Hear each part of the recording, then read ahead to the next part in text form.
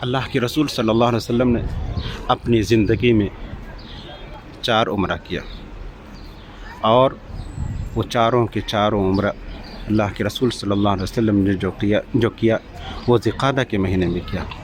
پہلا عمرہ صلح حدیبیہ کا، اور دوسرا عمرہ دوسرے سال جسے تاریخ میں عمرۃ القضاء کہا جاتا ہے، اور تیسرا عمرہ اللہ کے رسول صلی اللہ علیہ وسلم جب یہاں پہ تھے جیرانہ میں رکے ہوئے تھے، پھر یہیں سے اللہ کے رسول صلی اللہ علیہ وسلم رات کے وقت احرام باندھا، اور یہیں سے جا کر کے اللہ کے رسول صلی اللہ علیہ وسلم نے عمرہ کیا، اور عمرہ سے فراغت کے بعد رات ہی میں جیرانہ واپس آ گئے۔ پھر دوسرے دن اللہ کے رسول صلی اللہ علیہ وسلم جیرانہ سے مدینہ چلے گئے۔ اسی وجہ سے بعض لوگ کہتے ہیں کہ اللہ کے رسول صلی اللہ علیہ وسلم نے 3 ہی عمرہ کیا۔ چوتھا عمرہ جو اللہ کے رسول صلی اللہ علیہ وسلم نے کیا وہ حج کے کرتے وقت جو آپ آئے حجۃ الوداع میں، وہ آپ نے کیا۔ اس طرح سے اللہ کے رسول صلی اللہ علیہ وسلم نے اپنی زندگی میں 4 عمرہ کیا، جو صحیح روایتوں سے ثابت ہے۔